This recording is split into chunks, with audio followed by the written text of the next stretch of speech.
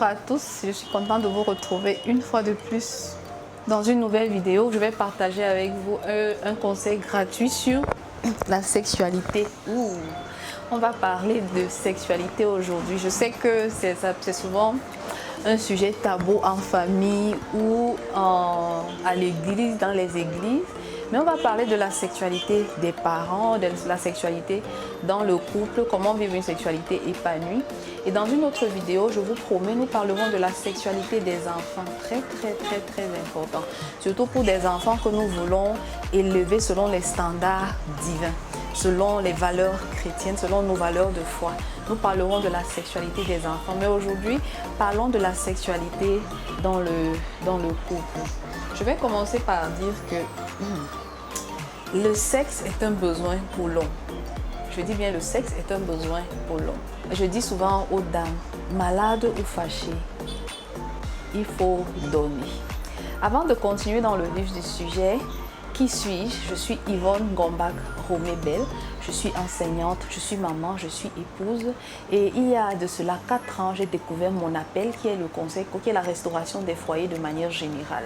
J'ai donc créé un cabinet de conseil conjugal et familial appelé la corde à 3 brins. La corde à 3 brins ne fonctionne avec plusieurs filiales, parmi lesquelles une boutique de mariage, une boutique de robes de mariée, dans lesquelles nous vendons des articles, tout ce qui est articles de mariage pour les femmes particulièrement.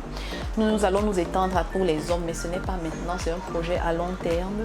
Donc pour les femmes particulièrement, on vend les robes de mariée, articles de mariage, chaussures, tout ce que vous savez comme accessoires de mariage pour les femmes. Nous avons d'ailleurs une chaîne YouTube que nous sommes en train de développer spécifiquement pour cet aspect-là, où on va donner aux maris les conseils, aux futurs maris les conseils sur la manière de préparer leur cérémonie de mariage, comment choisir sa robe, quelles chaussures choisir, la coiffure, tout. Nous sommes en train de préparer une autre chaîne YouTube pour ça. Donc je disais la boutique de mariage. Ensuite, nous avons une agence de rencontres chrétiennes. Nous favorisons les rencontres entre les chrétiens au travers des événements comme les brunchs, les dîners, les excursions, les sorties.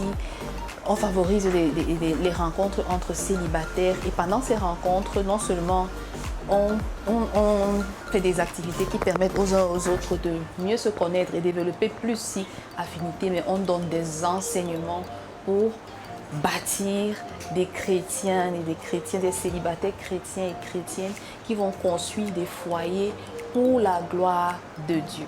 En plus du service de rencontre chrétienne, nous avons une association humanitaire appelée Femmes de Destinée. Dans l'association, nous luttons contre les abus sexuels, nous luttons pour le respect des droits des femmes, nous luttons contre les violences conjugales, nous luttons également contre les mariages précoces et forcés, nous luttons contre les viols sur mineurs, nous luttons tout ce qui concerne les abus sur les femmes, les abus des droits des femmes. Donc, abonnez-vous, suivez-nous et soutenez-nous. Alors, revenons à notre sujet. Je disais, madame, que vous soyez fâchée, que vous soyez malade, si monsieur veut, il faut donner. Bien sûr, je sais qu'il faut émettre des réserves parce qu'il y a des maladies vraiment handicapantes, il y a des maladies en phase terminale, il y a des maladies tellement difficiles. Mais d'une manière générale, je parle des maladies qui vous permettent de garder votre mobilité. Je parle des maladies imaginaires parce que les femmes ont tendance toujours à multiplier les indisponibilités. Ah, je suis malade. Ah, j'ai mal à la tête. Les dames, on se connaît, n'est-ce pas? On se retrouve. J'ai mal à la tête, je ne suis pas disposée, je n'ai pas envie, j'ai mal au ventre, je suis fatiguée, j'ai trop travaillé. Enfin, les prétextes, les maladies même imaginaires. Donc, je vais exhorter les femmes à réduire ces indisponibilités imaginaires. Je vais vous dire pourquoi. Surtout que nous sommes dans un cadre bien précis qui est le cadre chrétien. Lorsque vous avez un homme, un mari il peut être chrétien ou alors simplement un homme, même s'il n'est pas chrétien, même s'il n'est pas un homme de foi, mais c'est un homme qui a des principes et qui s'est donné pour principe dans sa vie de ne pas regarder au dehors, de ne pas tricher, de ne pas avoir de maîtresse, de ne pas commettre l'adultère. Et oui, ça existe. Tous les hommes ne sont pas infidèles. Sachez que le sexe est un besoin pour l'homme. Il y a un chanteur qui disait souvent que tu veux mourir pour quelque chose qui ne dure pas. Donc, pour 5 minutes, pour 10 minutes, ça ne vous coûte rien si votre homme a besoin de vous. Le sexe est un besoin pour homme. J'insiste sur le mot besoin. Ne confondez pas besoin avec désir. Chez la femme, c'est un désir. Comme le désir de se maquiller. Je ne sais pas, le désir de prendre une glace. Chez l'homme, c'est un besoin comme le besoin de manger. Si vous faites un certain temps sans manger, vous mourrez. Ce n'est pas possible, n'est-ce pas? Donc, faites bien la distinction entre désir et besoin. Le sexe est un besoin pour l'homme. J'ai dit besoin, pas désir. L'homme a besoin de sexe comme on a besoin d'eau et de nourriture. C'est pourquoi il est toujours au garde-vous, toujours prêt. Comme les anglo-saxons disent, impregnator. Il a été fait pour faire des enfants, pour enceinter. Donc lui, il est toujours prêt au garde-vous. Il suffit qu'il y ait un stimuli dans sa tête et il est toujours prêt. Donc, en fait, comme les anglo-saxons disent, impregnator. Par conséquent, mesdames, limitez les temps d'indisponibilité. Même si tu n'en as pas envie, force-toi un peu pour soulager ton homme. Surtout si tu sais qu'il est fidèle. Si toi, tu lui refuses les choses, il va aller où? Il va aller où? Vous êtes peut-être marié à un homme de Dieu, un bon chrétien ou simplement un homme qui a certains principes de vie saine. Préservez vos maris d'aller pécher. Alors, même si tu es fâché, même si ce jour-là tu ne te donnes pas à fond, vous savez qu'en se soulageant, l'homme se déstresse, les tensions s'apaisent même dans la maison, ça a beaucoup de conséquences positives. Parallèlement, je viens sur les hommes maintenant. Je parle aux hommes maintenant. Parallèlement, les hommes doivent comprendre que pour la femme, l'acte sexuel se prépare d'abord. Ce n'est pas comme vous, on a dit tout à l'heure que l'homme, lui, il est au garde-vous, toujours prêt. Dès que tu cliques, il est prêt. Par contre, chez la femme en général, d'une manière générale, le sexe chez la femme est lié au mental. Le sexe chez la femme est lié à son psychique. Si psychologiquement votre femme n'est pas bien, sachez que sur le plan sexuel, ce sera un problème. Elle aura toujours tendance à vous dire je suis fatiguée, je ne suis pas disposée aujourd'hui. L'acte sexuel se prépare chez les femmes par les paroles et les petites attentions ou les cadeaux. Soyez gentil avec votre épouse, soyez attentionné, soyez disposé à l'écouter. Vous verrez que ça sera plus facile. Le soir, avant de rentrer, envoyez-lui un petit SMS, apportez-lui un petit cadeau. Ça ne peut pas être quelque chose de bien cher, juste un petit chocolat ou je ne sais pas, un petit truc qu'elle aime bien. Apportez-le lui et vous verrez comment en arrivant, elle sera déjà prête à vous accueillir. Elle sera joyeuse, gaie et vos petites caresses, vos petits jeux amoureux, elle ne sera pas réticente et sera même prête à vous recevoir. Donc, pour la femme, sachez aussi que la femme fonctionne sous le principe du cycle. La femme a le pic du désir au moment de la période féconde. Pendant cette période-là, elle est vraiment chaude, comme on dit, pour le sexe. Mais après cette période-là, la tendance baisse. Ça veut dire que le sexe ne lui dit plus tellement grand-chose. Pendant la période féconde, par contre, c'est le pic. Parce que justement, Dieu a fait cette période-là pour que ce soit une période où on va faire des enfants. En dehors de cette période-là, la femme, elle n'est pas trop sexe. En tout cas, je parle dans le cadre général.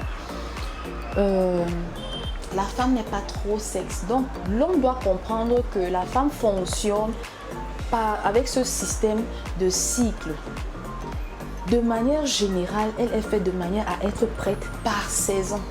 Maintenant, l'homme, qu'est-ce que l'homme peut faire? Comme je vous ai dit tout à l'heure, il y a la préparation psychologique. Si par exemple vous vous êtes disputé, avant de commencer à caresser ou à demander le sexe, arrangez le problème là, flattez madame. Vous verrez qu'une fois que vous avez flatté, la femme ne demande pas souvent beaucoup de choses. La femme demande 2 choses principales. Les hommes aiment dire que c'est l'argent. Vraiment, l'argent vient après. la femme demande deux choses principales, l'attention et la gentillesse.